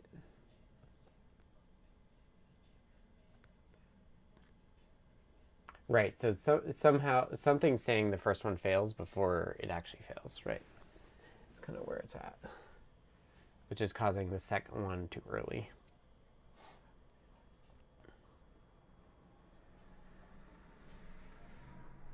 I wonder if this is a signal problem. Yikes. Panic with fire.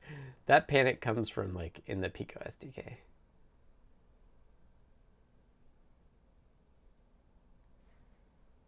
Low speed max packet size is 8. Okay, so it's searching for devices. We panicked again because we got setup and then setup.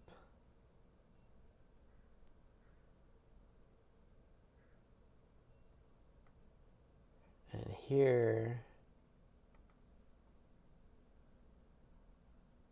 we did, oh, I lost it. Get 8 bytes of device descriptor. Oh, no, we're done here. Attempt 1 failed with 1. And then we try again. So enumeration attempt 1 failed is not helpful. I think it's literally just failed.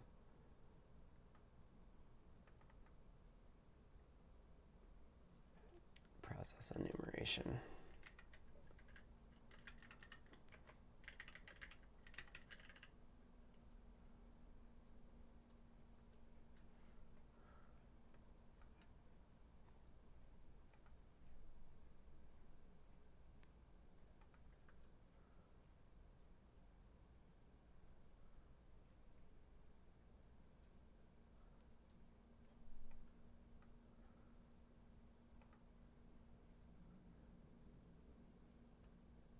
Device.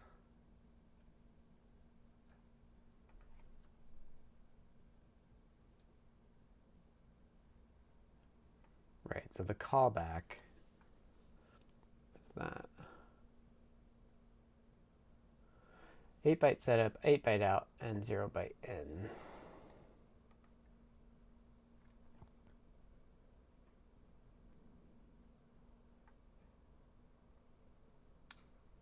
Clear stall. Handle endpoint IRQ. So I think that is on the second core.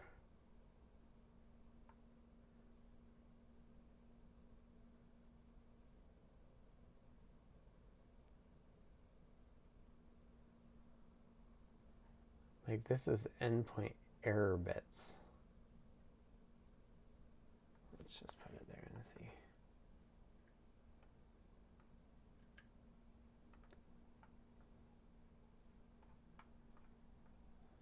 Which I think runs on the second core.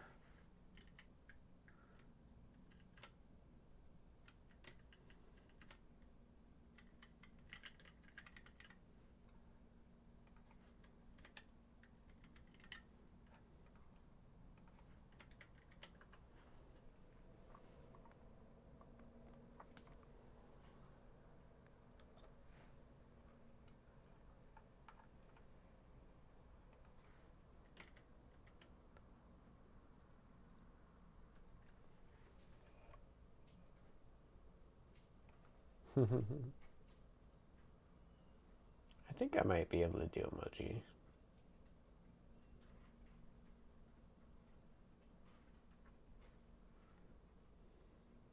Serial console setup.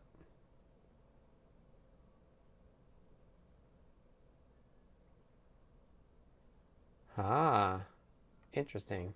Oh, I know what that is. Core 1 hard fault. Because I'm trying to log.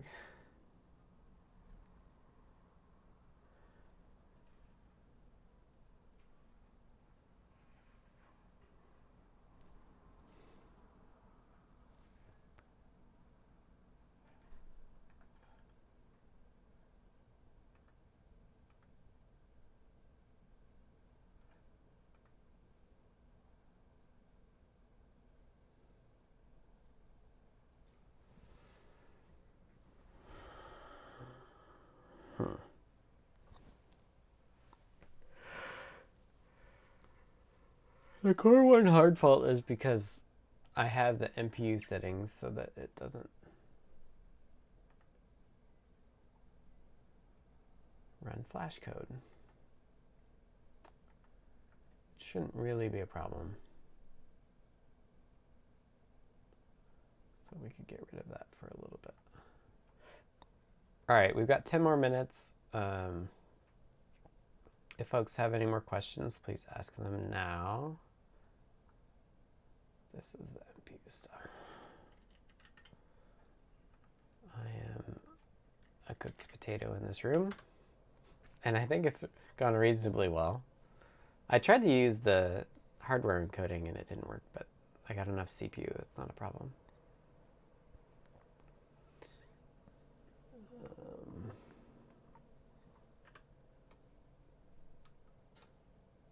Yeah, I'm a UR prints in Flash.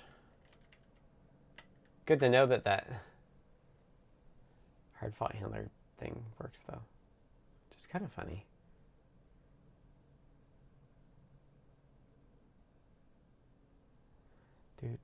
Do. Well, we know we got there because it crashed. Yeah, so it had like a PIO error, which is what caused it to fail in the first place. Which I have not seen before. I think that is,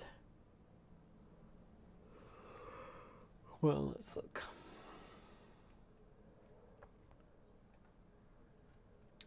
Does it give us more information about what failed? PIO error bits.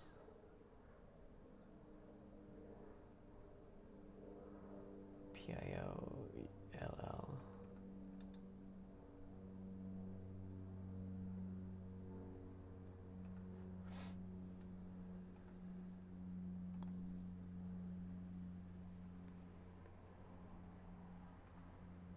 USB examples, not examples, source, low level,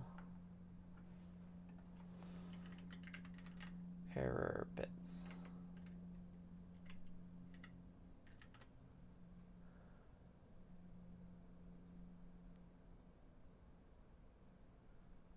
So it's a catch-all. USB in transaction. Are we doing an in or an out? I think we're doing an ACK.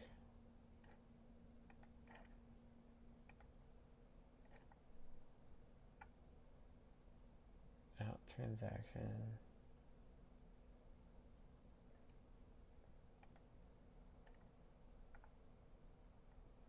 Setup transaction.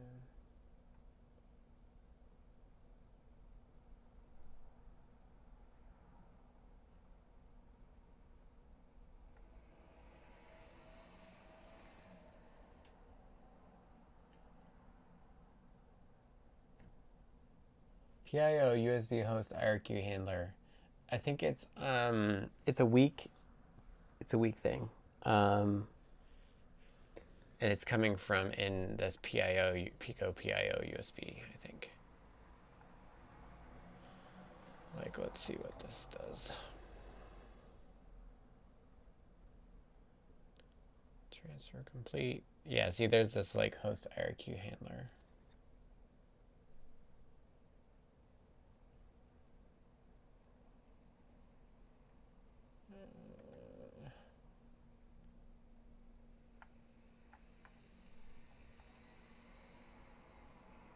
Yeah, and it's so this PIO USB host frame is running on core 1, so it's not actually an interrupt. It's kind of like pretending to be an interrupt.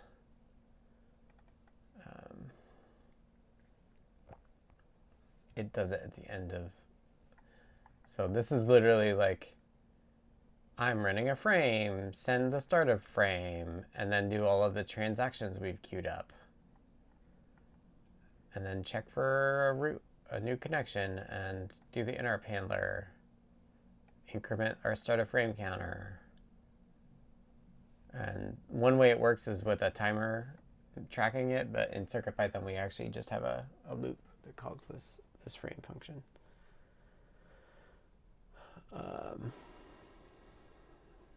This is not in TinyUSB. This is in Pico PIO USB, which I think is in TinyUSB, but as a submodule.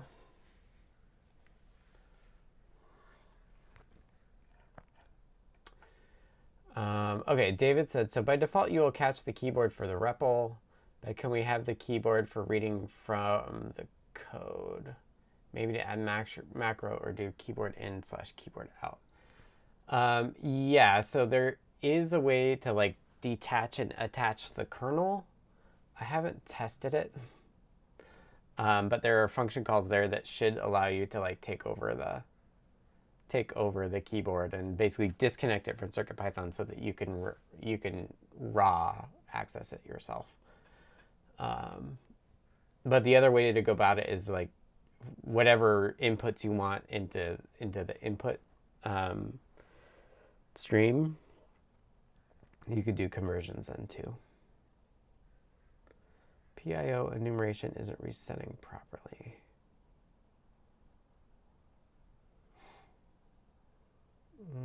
David's got great questions. Okay. David asks, where does the IntelliKey development, the part that uploads the firmware, fit into what are you doing? Is it also CircuitPython? Is it SEP development? Yeah, so the IntelliKeys is not on my desk, but it's a big assistive tech input device. And it's an old easy USB thing where you have to load the firmware. So it was kind of like what I'm doing now with mass storage, where it was like another use case I was trying to make sure that we supported. And it did work. So it did a bunch of control transfers to load the firmware. And then once you load the firmware, you reset it, and then it comes back up, and you read HID devices from it. So that was all in CircuitPython code, and that was testing the lower levels of host. Yeah. Yeah. Yeah. Pico PIO USB. So that's what we have submoduled in CircuitPython. I think it is submoduled into tiny USB as well, but maybe it's the reverse. Because they're a little intertwined.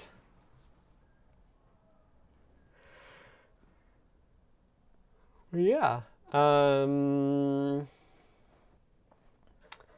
It's unclear to me what is happening.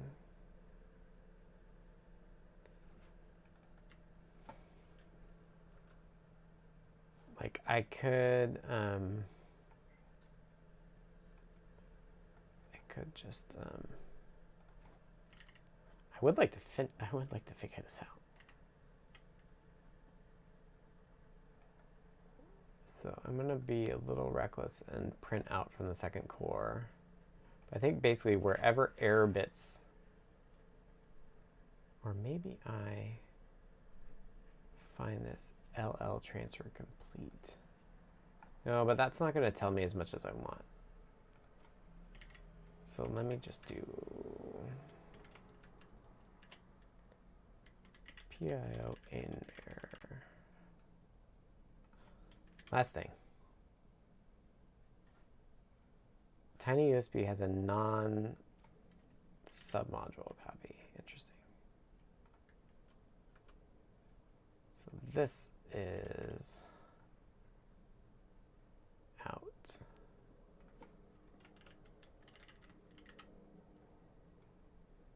Setup.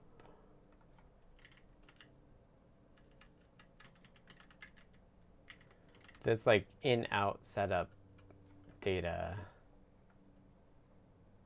is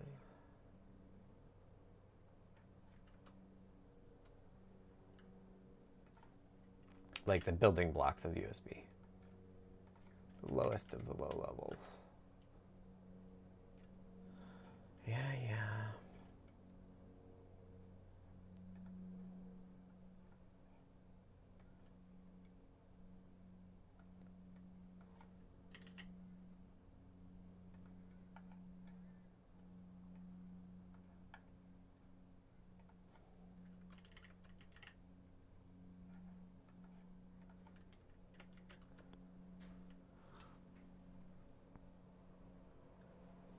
It looks to do the setup. Data 0, then waits for ACK. If it doesn't get the ACK, it claims error bits. Even though we see the ACK here.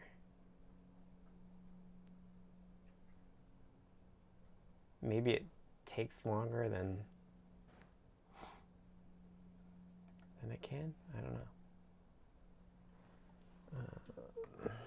All right, last thing to try, and then we'll wrap up.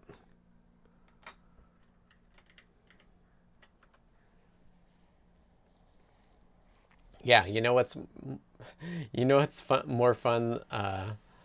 Do you know what's more fun than debugging one USB stack? It's debugging the same USB stack on two devices at the same time.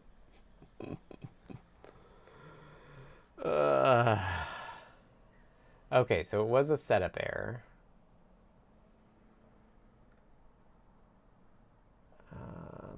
Okay, I said that was the last thing, but now that we know it's a setup error, I wonder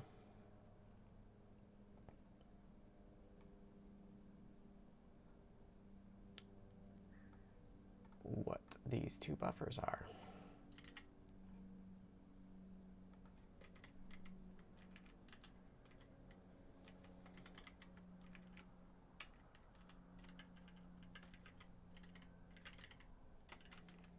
If they're not sync and PID, sync and ACK, what are they?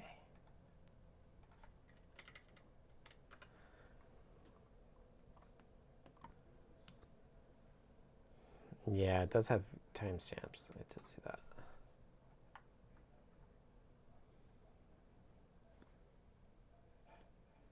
Oh, I heard a ping. Clever and I are on the same page about what to debug print. All right, any final questions? I think I'll be here next week, but we are trying to go camping, so the deal I have with Tim is that I'll let him know, and if he can, he'll fill in for me as well. So 1 and A5. I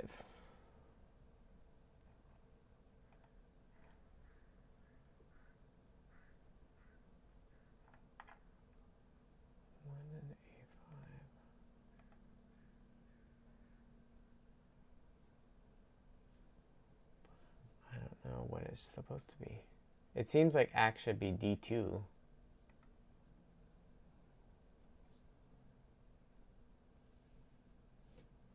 I don't know where this A5 is coming from. Is that something, are we getting ahead of ourselves?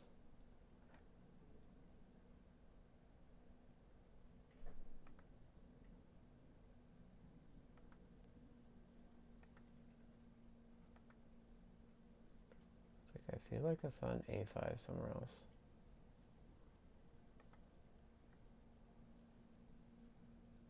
Thank you. Sync is 80 and ACK is D2. So that's not right.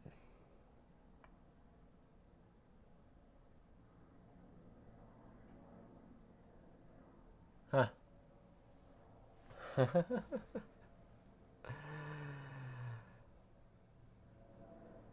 You're receiving the sync for the ACK.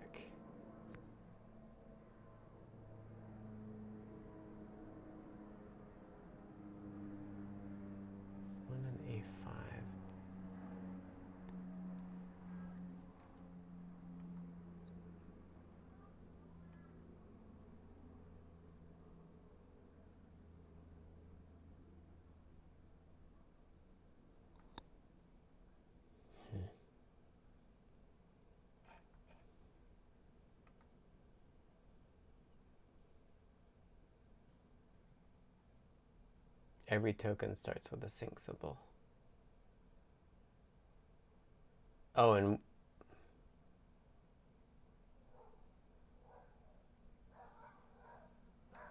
yeah.